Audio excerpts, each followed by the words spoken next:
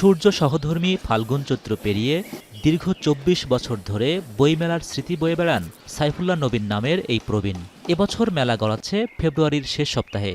তবে ভাটা পড়েনি নবীনের মেলা গোছানোর কাজে। বাঁশ ও কাঠের ফ্রেমে হাতুড়ি করাতের আঘাতে নান্দনিক নকশায় রূপ নিচ্ছে এক একটা স্টল। এসব ঘিরেই এখন বাংলা একাডেমি ও সোহরাওয়ার্দী উদ্যান জুড়ে কর্মব্যস্ততা। তবে টানাপোড়েন বাংলাবাজার বইয়ের মার্কেটে। একে তো রোজার মধ্যে মেলা, তার উপর তা গড়াবে মার্চের ১৫ তারিখ পর্যন্ত। মেলায় পাঠক সমাগম কেমন হবে তা নিয়ে চিন্তার ভাঁজ প্রকাশকদের চোখে মুখে। রোজা আসলে পাঠকের রোজা যাবে না কেন, ধরেন সবাই রোজা রাখবে, ইফতারের জন্য বাসায় চলে যাবে। এই অল্প সময়ের মধ্যে বই প্রকাশ করা কঠিন। হয়তো যেগুলো পাইপলাইনে ছিল কিছু কিছু বই প্রকাশিত হবে, তারপরে অনেকেই সমস্যায় পড়বেন, তার অর্থনীতি একটা বড় ব্যাপার। আর এটা ওইটা না, কাপড় ধোয়ার একটাই সলিউশন, চাকা অল ইন ওয়ান। নবগঠিত মন্ত্রিসভার সংস্কৃতি মন্ত্রী নিতাই রায় চৌধুরীর আশ্বাসে অনিচ্ছা থাকলেও মেলায় অংশ নিচ্ছেন সব প্রকাশক।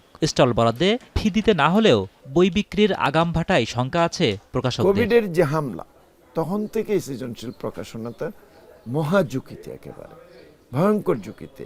সেই ঝুঁকি থেকে আমরা এখনো পুরো মোটেই মুক্ত হইতে পারিনি। এবং এবার নয়, ২৬, ২৭, ২৮ এই ৩ বছরেই রমজান থাকবে। তাহলে আমাদের এখন থেকেই আমরা এই ভাবনাটা এই আজকে থেকেই শুরু করতে হবে। এদিকে নির্বাচনের পরে ভিন্ন প্রেক্ষাপটে মেলা আয়োজনে তোড়জোড় আছে বাংলা একাডেমির।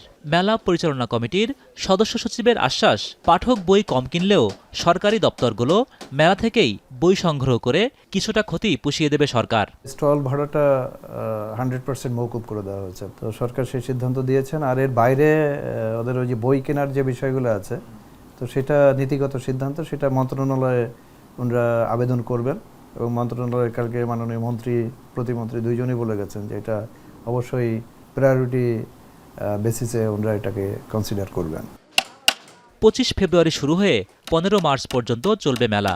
শুরুর দিনেই সকাল ১১টায় প্রধানমন্ত্রী তারেক রহমান মেলার উদ্বোধন করবেন। এখন পর্যন্ত এটাই চূড়ান্ত। সব মিলিয়ে ৯০ ভাগের বেশি কাজ গুছিয়ে আনার দাবি করেছে মেলা কর্তৃপক্ষ। হোসেন জাহিদ, এখন, ঢাকা।